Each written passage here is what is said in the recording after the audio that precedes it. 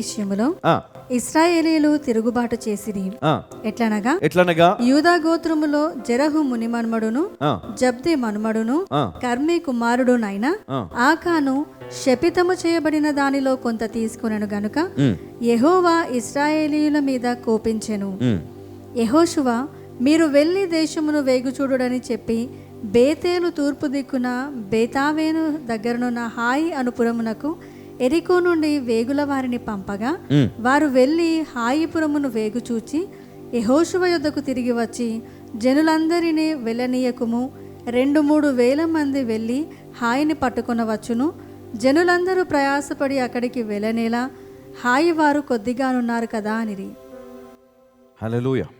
ఆకాను శపితము చేయబడిన దానిలో కొంత తీసుకొని తన డేరాలో తవ్వి పెట్టుకున్నాడు, దాచిపెట్టాడు. సో దాన్ని బట్టి ఇక్కడ శాపము వచ్చేసింది. ఏమొచ్చిందండి? శాపం వచ్చేసింది. ఆ శాపాన్ని బట్టి ఇజ్రాయేలు ప్రజలందరూ కూడా బాధపడ్డారు. మరి ముందుగానే 6వ అధ్యాయంలో మనం చూస్తున్నాం కదా, 18వ వచనంలో మరి స్పష్టంగా మరి తెలియజేయడం జరిగింది. ఇదిగో దాంట్లో నుంచి మీరు ఏది ముట్టినా అది శపితమైనది కనుక అది ఇజ్రాయేలు మీదికి శాపాన్ని తెస్తుంది అని ముందుగా హెచ్చరించారు. అయినప్పటికీ వినకుండా మరి అందులో నుండి కొంత తీసుకొని దాచిపెట్టడం జరిగింది. నిజమే, దేవుని ప్రజలు, దేవుడు ఆశీర్వదించిన ప్రజలు, దేవుడు ఏర్పరచుకున్నటువంటి ప్రజలు, దేవుడు ప్రేమించే ప్రజలు మరి ఎంతో ధన్యులు, ఎంతో శ్రేష్టమైన వారు, ఎంతో విలువైన వారు. అందుకే వారికి ఎరుకో పట్టణాన్ని, ఆ పట్టణంలో ఉన్న రాజును, అక్కడున్న సమస్తమును వారి చేతికి అప్పగించాడు దేవుడు. ఈ విజయములో అనేకులు స్వార్థపరులు ఉన్నారు. అందులో ఒకడు ఆకాను. మిగతా వారు కొంత భయపడి ముట్టలేదు కావచ్చు, కానీ ఇతడు ఆ భయాన్ని, ఆ మాటను పెడచెవిన పెట్టి అతడు తప్పు చేసినందున మరి ఈ ఉగ్రత, ఈ శాపము మరి అతని మీదికే కాదు, ఆ దేశమంతటి మీదికి, అంటే ఆ యెహోషువ నాయకత్వం అంతటికి, ఈవెన్ యెహోషువ కూడా మరి దీనిని అనుభవించాడు. ఈ వేదన ఏంటి అంటే, హాయి అనే మరి పట్టణము మీదికి వారు యుద్ధానికి వెళ్ళినప్పుడు దాన్ని ఆక్రమించుకునే సమయంలో వారు తరిమి కొట్టారు వీళ్ళని. కొంతమంది మరణించారు. ఈయన వెళ్ళి మందిరంలో దేవుని సన్నిధిలో మోకరించి ఏడుస్తూ ప్రార్థన చేసినప్పుడు మరి దేవుడు బయలుపరిచినటువంటి మాట. అప్పుడు ఆకాన్ను పట్టుకొని అతన్ని తీసుకొని వెళ్ళి, మరి ఎందుకు ఈ విధంగా నువ్వు చేసినావని అడిగినప్పుడు మరి అతడు సమాధానం చెప్పాడు.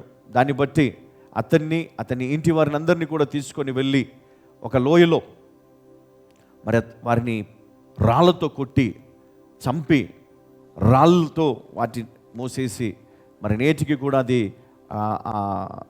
సమాధి, అంటే వారి ఇంటి వారందరూ కూడా చనిపోయినటువంటి స్థలము ఆ రాళ్లతో నిండి ఉన్నది, ఇప్పటికీ ఉంది అది. అంటే దేవుడు ఎందుకు తీసేయాలి అని చెప్పాడు, ఉండకూడదు అని చెప్పాడు. చూడండి, ఇక్కడ 12వ వచనము, 7వ అధ్యాయం 12వ వచనాన్ని మనం ఇప్పుడు ఆలోచన చేద్దాం ఒకసారి. కాబట్టి ఇశ్రాయేలీయులు శాపగ్రస్తులై తమ శత్రువుల ఎదుట నిలవలేక తమ శత్రువుల ఎదుట వెనుకకు తిరిగిరి. శాపగ్రస్తులైన వారు మీ మధ్య నుండకుండా మీరు వారిని నిర్మూలము చేస్తేనే తప్ప నేను మీకు తోడై ఉండను. అంటే తిరిగి మీరు ఆ అట్టి విజయాలు పొందాలంటే, తిరిగి మీ జీవితంలో అట్టి సంతోషము, సమాధానము తిరిగి మీరు చూడాలి అంటే, దేవుని నడిపింపును మీరు చూడాలి అంటే మరి ఏం చేయాలా? ఏదైతే మరి దీనికి కారణమో ఆ వ్యక్తులను అక్కడి నుంచి మీరు నిర్మూలన చేయాలి. అంటే ఇక్కడ ఒక మాట ఉంది, ఏమనుందంటే, నేను ఒకనితో నుండను, నాశనమునకు కారణమైన దానిని నీవు నాశనము చేసే వరకు మరి తిరిగి దేవుడు వారికి సహాయం చేయడంట. అంటే నిన్ను నాశనము చేసినటువంటి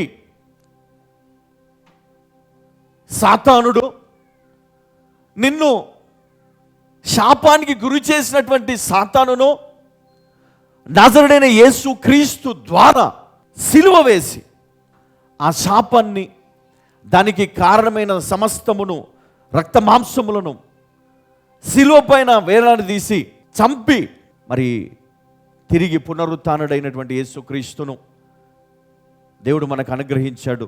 ఎందుకంటే ఇదిగో సాతానును ఈయన మరణము ద్వారా జయించాడు. కాబట్టి ఆ శాపము నిర్మూలమైంది, ఇక్కడ నుంచి వెళ్ళిపోయింది. అందుకే ఈరోజు నరుడు తిరిగి మరి ఆ శక్తిని పొందుకున్నాడు, తిరిగి ఆ ఆత్మను సంపాదించుకున్నాడు, తిరిగి ఆ మహిమను పొందుకున్నాడు, తిరిగి ఆ ఉజ్జీవాన్ని పొందే ఆ జ్ఞానాన్ని కలిగి ఉన్నాడు. అయితే ఆ జ్ఞానము చేత మనం ఈరోజు పొందలేకుండా ఉన్నాం. ఆ జ్ఞానము చేత మనము ఆ ఉజ్జీవమును మనం కోల్పోతూ ఉన్నాం. దేవుడన్నాడు తిరిగి జన్మించుమన్నాడు. హల్లెలూయా, హల్లెలూయా. పాతవి గతించెనో, ఇదిగో నూతనం, కొత్తగా మార్చాడు దేవుడు.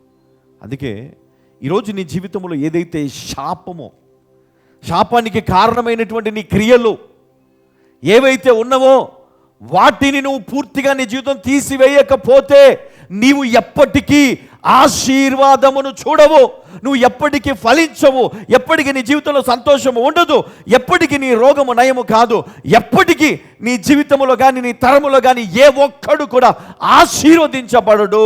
ఈవెన్ యేసుక్రీస్తు పుట్టి మరణించి పునరుద్ధరణ అయినా కూడా ఇప్పటికీ అదే నీ జీవితం అయితే గనక ఆ శాపాన్ని ఇంకా నువ్వు మోస్తూ ఉన్నావు. ఆ శాపం ఇంకా నీవు భరిస్తూనే అనుభవిస్తూనే ఉన్నావు.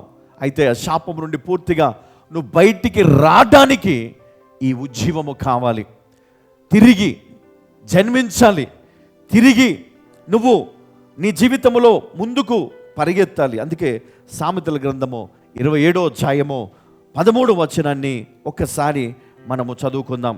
ఇక్కడ ఏమని రాయబడిందంటే, అతిక్రమములను దాచిపెట్టువాడు వర్ధిల్లడు, వాటిని ఒప్పుకొని విడిచిపెట్టువాడు కనికరము పొందును. హల్లెలూయా. అతిక్రమమును దాచిపెట్టువాడు వర్ధిల్లడు. ఆకాను తను చేసినటువంటి తప్పును ఎవరికి కనబడకుండా తన డేరాలో తవ్వి దాచిపెట్టాడు. ఎవరు వచ్చి చూసినా కనబడలే. కానీ తన తప్పును ఒప్పుకొని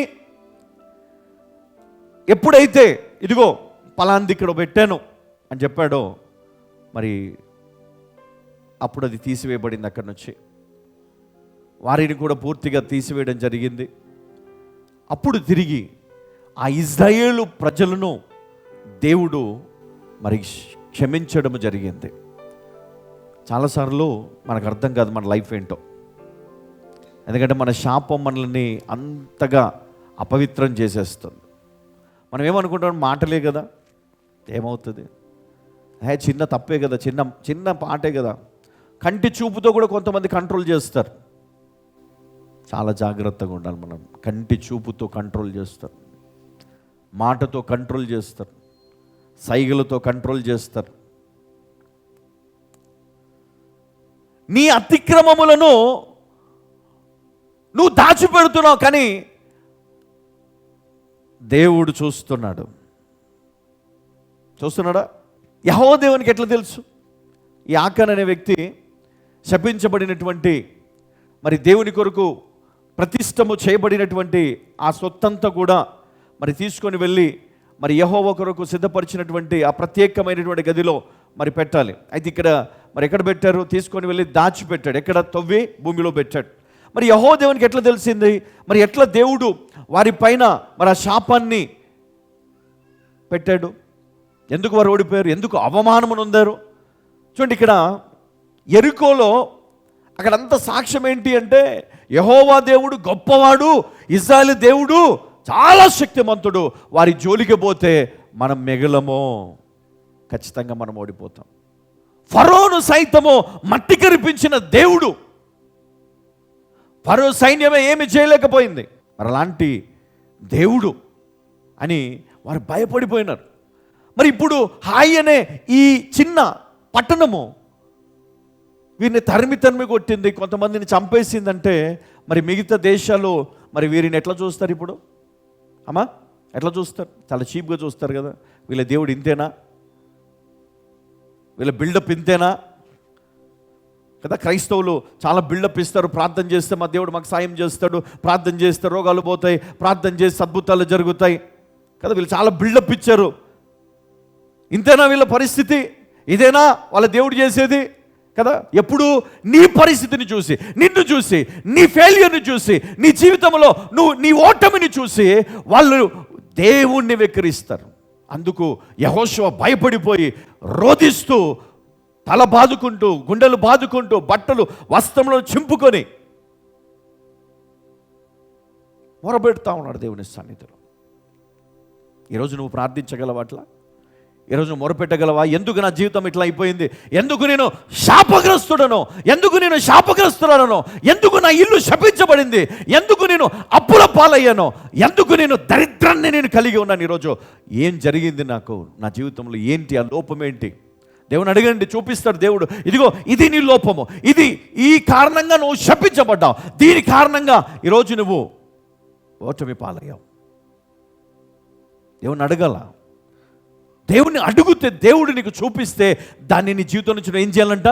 తీసి పారవేయాలి. ఇక్కడ చూడండి, అతిక్రమంలో దాచిపెట్టేవాడు వర్ధిల్లడు, ఎప్పటికీ బ్లెస్ అవ్వడు, ఎప్పటికీ బ్లెస్ అవ్వడు. నువ్వు ఎన్ని షార్ట్ కట్లు నువ్వు చూసుకున్నా, ఎంత నువ్వు లంచం పెట్టి పాస్ అయినా, ఎంత లంచం పెట్టి నువ్వు ఉద్యోగం తెచ్చుకున్నా, నువ్వు ఎంత లంచం పెట్టి నువ్వు ఏది సంపాదన తెచ్చుకున్నా అది నిలబడదు, పోతూనే ఉంటుంది. హాస్పిటల్కి లేదా ఏదో నష్టం వెళ్ళిపోతూనే ఉంటుంది, నిలబడదు. నీ పిల్లలకి, నీ ఫ్యూచర్కి ఏం మిగలదు, జీరో. మరి సమృద్ధి నిలబడాలంటే, దేవుని దీవెన ఉండాలంటే, దేవుని కాపుదల ఉండాలంటే ఏం చేయాలను? ఇక్కడ చూడండి, వాటిని ఒప్పుకొని విడిచిపెట్టు వాడు కనికరం పొందును. గ్రేస్. హల్లెలూయా.